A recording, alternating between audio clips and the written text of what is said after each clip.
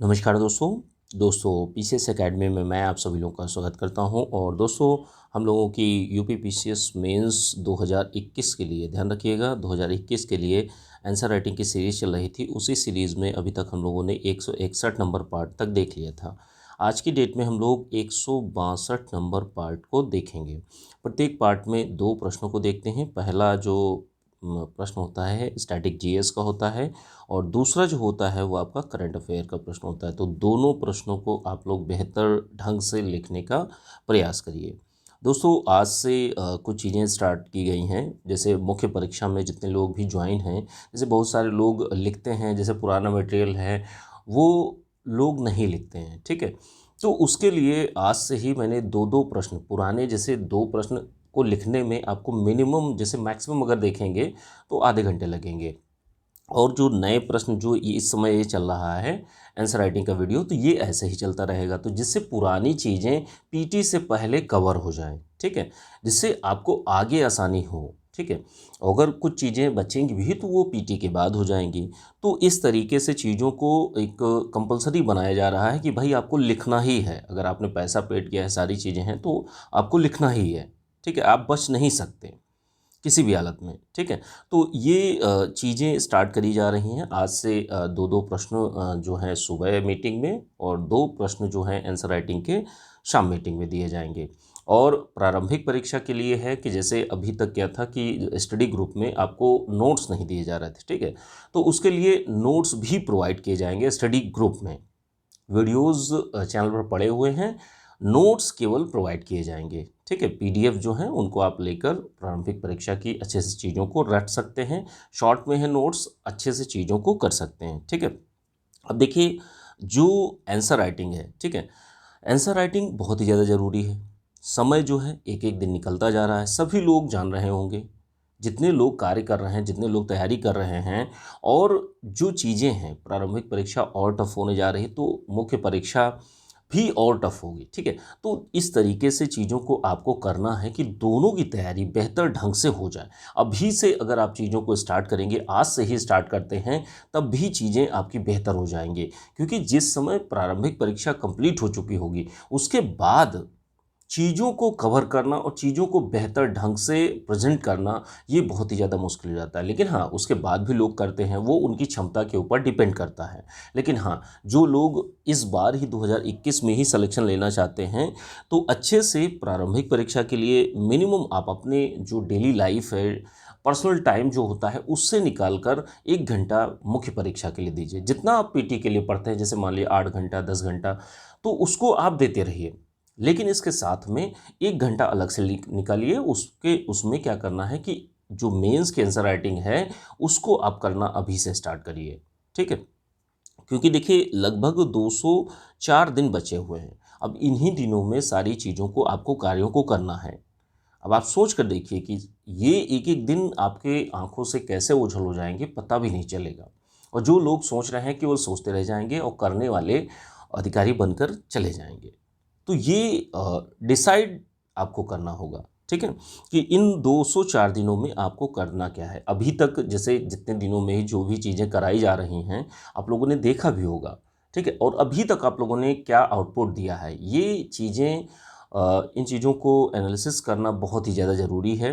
क्योंकि जो लोग औपचारिकता निभा रहे हैं, वो निभाते रहेंगे, और जो लोग अच्छे से बिल्कुल जोश और जुनून के साथ में अगर तैयारी कर रहे हैं, तो बहुत अच्छे तरीके से उनकी आंसर राइटिंग प्रैक्टिस हो जाएगी, ठीक है। और ये एक-एक दिन जो निकल रहा है, वापस कभी नहीं आने वाला, कभी भी आपकी लाइफ में नहीं आने वाला। आपको लगता है कि एक ही दिन तो है, वो एक ही दिन ही मायने रखता है। जो एक दिन है आज का, वही मायने रखता है। अगर आपने आज के दिन को सँभाल लिया, तो आगे के दिन भी आपके अच्छे होंगे। बस आपको आज की डेट में पढ़ाई करनी है, ठीक है। जब कल आए, कल आने के बाद कल आज होगा, उस दिन भी आप पढ़ाई करिए। तो ये कंटिन्यूअसली आपको पढ़ाई करनी है, निरंतरता लानी है। क्योंकि देखिए, बहुत सारे लोग होते हैं, 2 दिन पढ़ाई करी, 3 दिन पढ़ाई करी, फिर उसके बाद बोरियत महसूस होने लगती है। उसके लिए भाई यही सजेशन है कि एक लाइव वीडियो चलता रहता है, उसको जब भी आपको लगे कि हाँ, आपका आत्मविश्वास, आत्मबल थोड़ा-सा डाउन हो रहा है, तो आप उन चीज़ों को देख सकते हैं, अपने आप को मोटिवेट कर सकते हैं, ठीक है। जितना बेहतर से बेहतर हो सके आपके लिए वही करने का प्रयास करता हूँ हर तरीके से। ठीक है, तो ये अब आपकी इच्छा के ऊपर डिपेंड है। यूपीपीसीएस मेंस 2021 की आंसर राइटिंग का यह पार्ट नंबर 162 है, ध्यान रखिएगा। और पेपर 4 का जीएस पेपर 4 का प्रश्न है, प्रश्न संख्या 323 है और 200 शब्दों में आपको इस प्रश्न को अच्छे से लिखना है। यह आया हुआ प्रश्न है, यूपीएससी में आया हुआ प्रश्न है और 2019 के मेंस में आया था, आईएएस मेंस 2019 में। ठीक है, तो इस प्रश्न को, ऐसे प्रश्न बहुत बार आयोग के द्वारा पूछ लिए जाते हैं, तो इसलिए आपको इन सब चीज़ों के लिए बिल्कुल तैयार रहना चाहिए।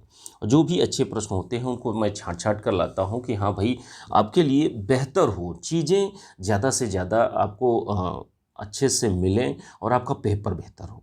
ठीक है, तो इस प्रश्न को लिखने से पहले जैसे कुछ सावधानियां होती हैं कि जैसे जो ग्रामर की गलतियां हैं वो आपसे नहीं होनी चाहिए, जो इंट्रोडक्शन पार्ट है, बॉडी पार्ट है, कंक्लूजन पार्ट है, तो तीनों में कोटेशंस आप लोग ज़रूर डालिए। अब देखिए, कोटेशंस की भी समस्या आ रही थी कि भाई कहाँ से क्या किया जाए। उसके लिए भी देखिए मैंने 2-4 दिनों में कोटेशंस भी आप लोगों को, जो यूपीपीसीएस मेंस का ग्रुप चल रहा है उसी में आप लोगों को प्रोवाइड कर दूंगा और उनमें से बहुत सारी कोटेशंस आपको रटनी है। जो भी प्रश्न के अकॉर्डिंग रेलेवेंट हो उसको आप वहाँ पर ऐड कर दीजिए, लिखिए। ठीक है, तो इस तरीके से चीज़ों को आप लोगों को करना है। प्रेजेंटेशन के संदर्भ में आप लोगों को क्या करना है कि जैसे यूपीएससी मेंस की कॉपियाँ जो आती हैं उनको आप ले लीजिए, उसी में आप प्रैक्टिस किया करिए। ये सबसे ज़्यादा बेहतर कार्य होगा। और जो प्रश्न है, प्रश्न में प्रेजेंटेशन के संदर्भ में आप भाई जो लाइनें हैं, 2 लाइनों के बीच में थोड़ा सा आप गैप रखिए, स्वच्छता रखिए, ओवर राइटिंग मत करिए, काटापीटी बिल्कुल भी मत नहीं होनी चाहिए। और जो डेटा है, फ्लो चार्ट है, डायग्राम है, इन सारी चीज़ों का प्रयोग करिए, पैराग्राफ का भी उपयोग करिए। सारी चीज़ों को सम्मिलित करते हुए, सारे डायमेंशन को कवर करते हुए, अच्छे से सावधानियों को ध्यान में रखते हुए प्रश्न को लिखना है आपको। आइए प्रश्न को देखते हैं। जहाँ हृदय में शुचिता है, अब देखिए शुचिता अलग अलग अर्थों में इन चीज़ों का प्रयोग किया गया है, लेकिन यहाँ पर शुचिता का अर्थ बस इतना है, अच्छे कार्य, राइट वर्क जो होता है उसके बारे में कहा गया है। जो अच्छापन जो होता है उसी के बारे में कहा गया है। ठीक है, तो जहाँ हृदय में किसी भी व्यक्ति की, मान लीजिए किसी के व्यक्ति के मामले में जहाँ हृदय में शुचिता है वहाँ चरित्र में सुंदरता है। जिसके हृदय में अच्छाई होगी उसका चरित्र भी अच्छा होगा। ठीक है, जहाँ चरित्र में सौंदर्य होगा तब घर में समरसता आएगी, घर में एक सौहार्दपूर्ण वातावरण होगा। जब घर में समरसता होगी तब राष्ट्र में सुव्यवस्था होगी। जब राष्ट्र में सुव्यवस्था होगी तब विश्व में शांति होगी। यह एक स्टेटमेंट है, किसका? एपीजे अब्दुल कलाम जी का। तो इसी के आपको पूरे स्टेटमेंट को अच्छे से चीज़ों को बताना है कि भाई क्या चीज़ है जो शुचिता है, ये किस तरीके से सभी चीज़ों को समन्वित करती है।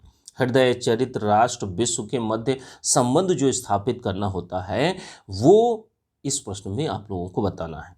जैसे शुचिता का इन्होंने अर्थ यहाँ पर यही माना है कि जो सही कार्य, अच्छे कार्यों को करना। अब बुरे कार्य आप लोग अच्छी तरीके से जानते हैं। जैसे देखिए, जो भी प्रश्न हो उसको विजुलाइज करिए, आखिर पूछा क्या जा रहा है, और समाज में उसको देखने का काम करिए। ठीक है, कि जैसे भाई जो लोग अच्छे कार्य करते हैं उनके घर का माहौल भी अच्छा होगा, अच्छे संस्कार होंगे, सारी चीज़ें होंगी उनके आसपास का। अब अगर प्रत्येक इंसान इस तरीके से कार्य करने लगे तो हमारा समाज भी बेहतर हो जाएगा, और जब समाज बेहतर होगा तो हमारा राष्ट्र भी बेहतर होगा, और जब राष्ट्र बेहतर होगा, राष्ट्र में सुव्यवस्था होगी, समरसता होगी और सारी चीज़ें होंगी, तब विश्व शांति होगी। ठीक है, इस तरीके से चीज़ों को बताना है। शुचिता देखिए एक शांतिपूर्ण समाज के निर्माण की एक आधारभूत सामग्री भी कही जा सकती है, कि जो बेसिक चीज़ है वही शुचिता, अच्छापन है, सही कार्य हैं। आप आपसे आपस में दूसरों को लड़ाते नहीं। अब देखिए शुचिता की जहाँ तक बात है, शुचिता को सभी धर्मों ने कहा है। सभी धर्मों में यही बात कही गई है कि मानव कल्याण कीजिए, अच्छे कार्य कीजिए, अपने लिए, लोगों के लिए अच्छे कार्यों को करना है आपको। लेकिन इसके उलट अगर वर्तमान में देखेंगे, वर्तमान में क्या है कि जैसे वर्तमान में शुचिता का अभाव पाया जाता है। वर्तमान में शुचिता का अभाव पाया जाता है। समाज में आप बिल्कुल जिधर नज़र डालें, वहाँ पर यही सारी चीज़ें आपको देखने को मिलेंगी कि आपसी विद्वेष है, घृणा है, ईर्ष्या है, लोगों के साथ अच्छा व्यवहार नहीं, मारा-काटी, बलात्कार, बहुत सारी चीज़ें होती रहती हैं। आपस में लड़ाना लोगों को, आतंकवाद हो गया, उग्रवाद हो गया, सांप्रदायिकता हो गई, ये सारी की सारी चीज़ें क्या हैं, समाज को एक अच्छी राह में थोड़ी ले जाती हैं। ये एक बुरे समाज का निर्माण करती हैं, क्योंकि जब लोग ही ऐसे होंगे तो उनका जो समाज होगा, जो सोसाइटी होगी, वो अच्छी हो ही नहीं सकती। और जब सोसाइटी अच्छी नहीं होगी तो फिर राष्ट्र के निर्माण में वो सहायक नहीं सिद्ध हो सकते। राष्ट्र में सुव्यवस्था नहीं होगी, और जब राष्ट्र में सुव्यवस्था नहीं होगी तो विश्व में शांति हो ही नहीं सकती। चाहे देशों के मध्य देख लीजिए, चाहे इंडिया चाइना के बीच में, इंडिया पाकिस्तान के बीच में, अन्य देशों के साथ नेपाल, श्रीलंका देख लीजिए आप। तो सारी की सारी चीज़ें अब्दुल कलाम जी ने यही बातें कही गई हैं, ठीक है। लेकिन वर्तमान स्थितियों की चीज़ें कुछ अलग हैं। लोगों के साथ धोखा करना, भाई लोगों को बहुत अच्छा लगता है, भाई लोगों को बहुत अच्छा लगता है कि किसी के साथ धोखा कर देना, किसी भी संदर्भों में हो, वो चाहे आपका किसी कंपनी के संदर्भ में हो, या समाज के संदर्भ में हो, या प्रेम प्रसंग में हो। भाई आपने तो धोखा दिया, आपके संस्कार वो थे। किसी भी व्यक्ति को, भाई एक कंपनी में दो व्यक्ति जॉब करते हैं, अब वहाँ पर उसके साथ धोखा होता है तो क्या होगा? चीज़ें यही होंगी कि जो धोखा देने वाला है उसके संस्कार डिपेंड करते हैं कि उसके घर के संस्कार कैसे हैं और उस व्यक्ति का चरित्र कैसा है। वो घर में समरसता ला ही नहीं सकता, कैसे ला सकता है? या कंपनी में समरसता ला ही नहीं सकता, सौहार्दपूर्ण माहौल ला ही नहीं सकता, क्योंकि उसकी वो प्रकृति है धोखा देना। और क्या है, जो हमारा समाज है, समाज भौतिकतावादी हो चुका है, बाहर की चीज़ों को देखता है कि भाई जैसे कोई एक लड़का है, लड़की है, एक दूसरे के प्रति आकर्षण होता है। इंसान क्या है, बाहरी व्यक्तित्व तो देखता है कि हाँ कितनी सुंदर है, या बहुत ज़्यादा लड़का सुंदर है, हमें इसके करीब जाना चाहिए, ठीक है। बाहरी चीज़ों की, अंदर की सुंदरता कोई नहीं देखता है कि हाँ भाई अंदर इस व्यक्ति के अंदर इसके संस्कार कैसे हैं, इसकी चीज़ें कैसी हैं, इसका दिल कैसा है, कोई नहीं देखता। तो यहाँ जो समाज में लोग हैं वो केवल भौतिकतावादी, हमें अच्छी नौकरी चाहिए, ये चाहिए, वो चाहिए, हमें कुछ भी करना पड़े, किसी की लाइफ से भी खेलना पड़े, कोई दिक्कत नहीं, किसी के समाज से खेलना पड़े, किसी के घर वालों से खेलना पड़े, सब सही है। बस उसको जो साम दंड दंड भेद करके जो आगे करना है वो करेगा आदमी। बहुत सारे भाई कंपनियों में भी जो मल्टीनेशनल कंपनियां होती हैं, देखा होगा आपने कि अलग अलग पायदान पे चढ़ने के लिए लोग ये करते हैं। तो ये जो भौतिकतावादी समाज है, वर्तमान की स्थितियां हैं, तो यहाँ पर जो अब्दुल कलाम जी का जो स्टेटमेंट है उसकी प्रासंगिकता बढ़ जाती है। समाज में अशांति फैलाना, बहुत सारे धार्मिक समुदाय हैं, धर्म जाति संप्रदाय, जाति के आधार पर, धर्म के आधार पर, लिंग के आधार पर, संप्रदाय के आधार पर हिंसा फैलाते हैं। तो ये हमारे समाज की प्रकृति है। लेकिन अब्दुल कलाम जी क्या कहते हैं? अब्दुल कलाम जी ये कहते हैं कि भाई सुचितापूर्ण जीवन से ही हम राष्ट्र का विकास कर सकते हैं, अपने समाज का विकास कर सकते हैं, और अपने परिवार का विकास कर सकते हैं, और विश्व में शांति स्थापित हो सकती है। ये बातें जो है अब्दुल कलाम जी के द्वारा कही जाती हैं सुचितापूर्ण जीवन के बारे में। भाई समाज में बहुत सारे टाइप के लोग हैं, आप किसी को नहीं बदल सकते, लेकिन अब्दुल कलाम जी ये कहते हैं कि भाई जब व्यक्ति अच्छा होगा तब उसका परिवार अच्छा होगा, परिवार अच्छा होगा तो समाज अच्छा होगा, समाज अच्छा होगा तो आपका देश अच्छा होगा, और जब देश अच्छा होगा तब विश्व में शांति आएगी। हमेशा परमार्थ करना, सुचितापूर्ण जीवन का लक्ष्य ही ये होता है कि आप किसी के साथ गलत ना करें, वो भले ही आपकी चाहे जितना गलत कर दे, कोई भी व्यक्ति हो आपकी लाइफ को तहस नहस कर दे, लेकिन आप उस व्यक्ति के प्रति कभी गलत इंटेंशन ना रखें। आप अपना काम करते रहें, आप अपना काम हमेशा लोगों की सेवा करते रहें, लोगों की हेल्प करते रहें, अच्छे कार्यों को करते रहें, हमेशा स्व उत्थान में लगे रहें। भाई देखिए, कोई व्यक्ति है आपके साथ बुरा कर सकता है, लेकिन वो आपसे आपकी मेहनत नहीं छीन सकता। सब कुछ छीन ले जाएगा, लेकिन वो आपकी मेहनत नहीं छीन सकता। तो हमेशा स्व उत्थान में संलग्न रहें, अपने आप को ऊपर उठाने में लगे रहें, अपने परिवार के लोगों का विकास करें। ठीक है, जब परिवार के लोगों का विकास होगा और तो जो समाज में समस्याएं होंगी, परिवार में समस्याएं होंगी, वो भी हटती चली जाएंगी, और जो सामाजिक समस्याएं हैं उनका भी समाधान होगा, सहयोग होगा, और संपूर्ण समाज का विकास होगा। और जब समाज का विकास होगा तभी राष्ट्र का विकास होगा, और जब राष्ट्र का विकास होगा तभी विश्व में शांति की स्थापना की जा सकती है। तो ये पूरे के पूरे मायने हैं अब्दुल कलाम जी के जो स्टेटमेंट था उसके। ठीक है, तो अंत में निष्कर्ष में अपने शब्दों में जो ओवरऑल में चीज़ें कही गई हैं उनको, जो सार है उसको लिखने का प्रयास करिए और अच्छे से इस प्रश्न को लिखिए। जो लोग भी इच्छुक हो, अपना यूपीपीसीएस मेंस के ग्रुप में इसकी पीडीएफ आप लोगों को मिल जाएगी। ठीक है, जो लोग भी इच्छुक हो अपना पीसीएस मेंस का बैच ज्वाइन करना, तो आप लोग ज्वाइन कर सकते हैं। टेलीग्राम नंबर है 9140851781। इस नंबर पर आप लोग मैसेज करके जानकारी ले सकते हैं। ठीक है, आइए आज के दूसरे प्रश्न में चलते हैं। दूसरा प्रश्न जो है आपका करंट अफेयर का प्रश्न है। प्रश्न संख्या 324 है और 125 शब्द सीमा में इस प्रश्न को आप लोगों को लिखना है। लिखने से पहले वही कुछ सावधानियां कि जैसे देखिए, ग्रामेटिकल मिस्टेक आपसे नहीं होनी चाहिए। जो इंट्रोडक्शन पार्ट है, बॉडी पार्ट है, कंक्लूजन पार्ट है, तो तीनों में एक एक कोटेशंस जरूर डालिए। एक एक कोटेशन अगर आप डालते हैं तो आपके जो उत्तर है उसका प्रेजेंटेशन बहुत अच्छा हो जाता है। ठीक है, इसके साथ में कुछ चीज़ें और भी होती हैं कि जैसे डेटा, डायग्राम, जो आप सेंटेंस मेकिंग करते हैं, शब्द रचना, वाक्य रचना, उत्तर में लयबद्धता, तो ये सारी की सारी चीज़ें जो हैं आपको ध्यान में रखते हुए अच्छे से प्रश्न को लिखना होता है। ठीक है, कुछ डेटा, डायग्राम, फ्लो चार्ट और जो अच्छी वक्तव्य होते हैं, लाइनें होती हैं, उनको अंडरलाइन कर दीजिए। तो इन सारी चीज़ों का समावेश करते हुए अच्छे से प्रश्न को लिखना है। आइए प्रश्न को देखते हैं। प्रश्न क्या है?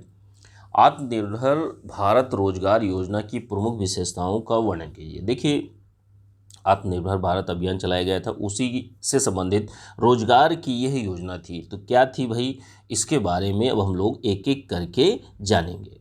तो देखिए, आत्मनिर्भर भारत अभियान के तहत इस योजना का क्रियान्वयन किया जा रहा है। और देखिए, आत्मनिर्भर भारत योजना जो है, ठीक है, इसमें आत्मनिर्भर भारत पैकेज दिया गया है 3.0। और इसमें इसका उद्देश्य क्या है? इसका उद्देश्य बस इतना ही है कि जो औपचारिक क्षेत्र में रोजगार गए हैं, जो सरकारी क्षेत्र में रोजगार गए हैं, ठीक है, औपचारिक क्षेत्र में रोजगार को बढ़ावा देने के लिए इस योजना को लाया गया है।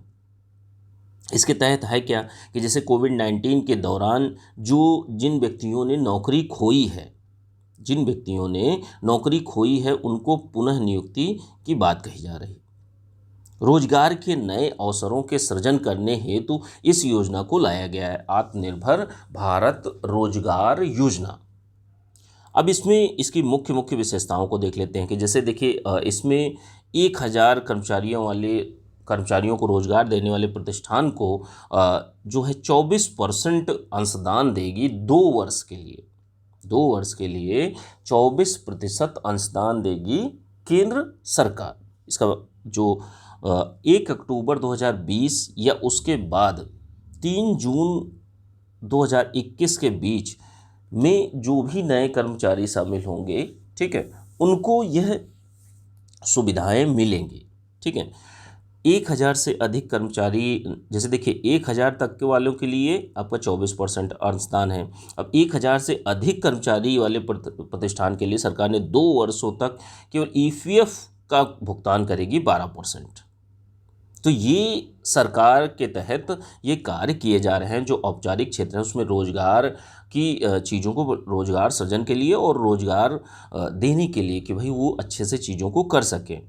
अब देखिए कर्मचारी इसमें जैसे लाभार्थियों के बारे में बताया गया है कि जैसे जिनकी जो मासिक वेतन है 1500 से कम है, और ईपीएफओ में ध्यान रखिएगा, ईपीएफओ में जो लोग पंजीकृत नहीं हैं, ठीक है, ध्यान रखिएगा, पंजीकृत नहीं है, जो अवधि है 1 अक्टूबर 2020 से 30 जून 2021 के बीच की ही ये सारी चीज़ें होनी चाहिए। अवधि इसकी देखिए कुछ आगे पीछे भी की गई है कि जैसे 2020 से 2023 बताई गई है, ठीक है। इसके बजट की जहाँ तक बात की जाती है तो बजट है 22,810 करोड़ इस योजना के तहत लाभार्थियों को उनके बैंक अकाउंट में भेजा जाएगा। इसकी क्रियान्वयन एजेंसी जो है ईपीएफओ है, जिसको कहा जाता है कर्मचारी भविष्य निधि संगठन। यही संस्था जो है ऑनलाइन प्लेटफॉर्म के माध्यम से सभी जो भी कर्मचारी होंगे, लाभार्थी होंगे, उनको यह लाभ प्रदान करेगी, ठीक है। तो ये ओवरऑल में बातें हो गई। मात्र 125 शब्दों में ही आप लोगों को अच्छे से लिखना है, अच्छे से चीज़ों को, प्रश्नों को आप लोग लिखिए, जो भी प्रश्न है उसको बेहतर ढंग से लिखने का प्रयास करिए। और अगर आपको ये चीज़ें ठीक लग रही हैं, ये तरीका आपको अच्छा लग रहा है, तो आप लोग यूपीपीसीएस मेंस 2021 का बैच जो चल रहा है उसमें आपको पीडीएफ मिल जाएगी। अच्छे से चीज़ों को करिए, और टेस्ट सीरीज़ भी अब जो है जल्द ही स्टार्ट करने वाले हैं, ठीक है, तो वो भी जल्द ही स्टार्ट होगी। और जो लोग भी अपना यूपीपीसीएस मेंस 2021 का बैच ज्वाइन करना चाहते हैं तो ज्वाइन कर सकते हैं। नंबर है 9140085178। इस नंबर पर आप लोग मैसेज करके जानकारी ले सकते हैं, ठीक है। चलिए ठीक है, थैंक यू देखने के लिए।